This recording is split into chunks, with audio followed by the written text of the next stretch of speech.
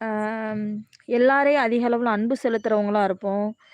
எல்லாருக்குமே இரக்கப்படுறவங்களா இருப்போம். எல்லாரையும் நேசிக்கிறவங்களா இருப்போம்.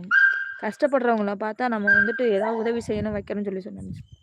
ஆனா, அது ஒட்டு மொத்தத்தையும் ஒரே செகண்ட்ல அழிக்கிறது என்னன்னா, நம்மளுடைய கோபம். நம்மளுடைய கோபம். உண்மையிலே தான். அந்த கோபத்தினால இழக்கப்படுற விஷயங்கள், நல்ல விஷயங்கள் வந்துட்டு நெறைய இருக்கு. ஆமா. அந்த கோபத்தினால நெறைய இழந்த அந்த ஒரு வலி, ஒரு செகண்ட்ல நீங்க சொன்னோனே சட்டுன்னு எங்க தாத்தா ஞாபகத்துல வந்துருச்சு. நம்ம எவ்வளவு நல்லவங்களா இருந்தாலும், எவ்வளவு தூரம் நம்ம எவ்வளவு செஞ்சாலும், நம்மளுடைய கோபம் நம்ம நல்ல செயல்கள் எல்லாத்தையும் ஒட்டு மொத்தமா அழிச்சிரும். மத்த கெட்ட பேரு கூட அந்த அளவுக்கு அழிக்குதாங்கிறது தெரியாது. ஆனா நம்மளுடைய கோபம் வந்துட்டு ஒட்டுமொத்தமா கோபத்த அதிக அளவுல கோபத்த நம்ம என்ன வார்த்தை விடுறோம்.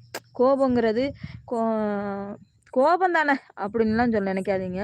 கோபத்துல என்ன வார்த்தை விடுறோம், என்ன செயல் செய்றோம், யாரையோ பழிவாங்க போயி, ஏதோ ஒரு விஷயம் பண்ண போயி, அது நம்ம பேரவே நம்ம கெடுத்துக்கிட்ட மாரி ஆயிக்கிறோம்.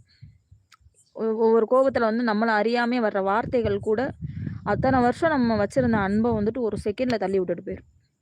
அத மட்டும் செய்யாதீங்க.